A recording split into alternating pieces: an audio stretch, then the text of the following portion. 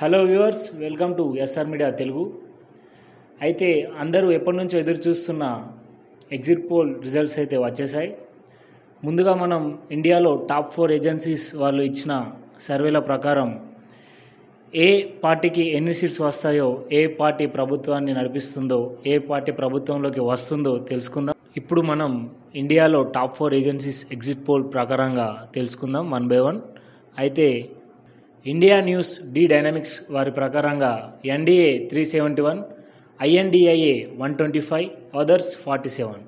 జన్ కీ బాత్ వారి ప్రకారంగా NDA 362 to 392, అలాగే ఐఎన్డిఐఏ వారి ప్రకారంగా 141 to 161, అదర్స్ 10 to 20.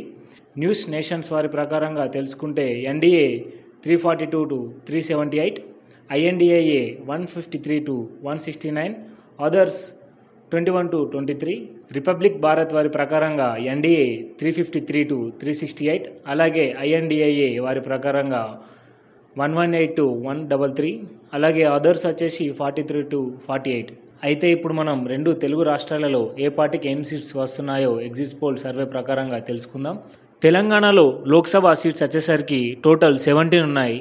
అందులో సర్వే ప్రకారంగా చూసుకున్నట్టయితే బీజేపీకి 7 to 9 సీట్స్ వచ్చే అవకాశం ఉంది. అలాగే కాంగ్రెస్ కూడా బీజేపీలానే 7 to 9 సీట్స్ వచ్చే అవకాశం ఉంది. అలాగే చివరిగా చూసుకుంటే ఎంఐఎం వారు కూడా ముందులాగానే ఒక సీట్ వచ్చే అవకాశం ఉందని మనకు తెలుస్తుంది.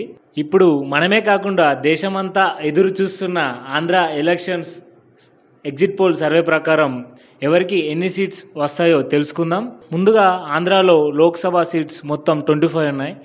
అయితే అందులో సర్వే ప్రకారంగా చూసుకున్నట్టయితే ఎన్డీఏకి 12 సీట్స్ వచ్చే అవకాశం ఉంది. అలాగే వైఎస్ఆర్సీపీకి 13 సీట్స్ వచ్చే అవకాశం కనబడుతుంది. Thank you for watching SR media Telugu. Do like, share, subscribe. ఇలాంటి ఎన్నో ఆసక్తికరమైన విషయాలు మరియు అప్డేట్స్ తెలుసుకోవడానికి ఎప్పుడూ మా ఛానల్ని చూస్తూనే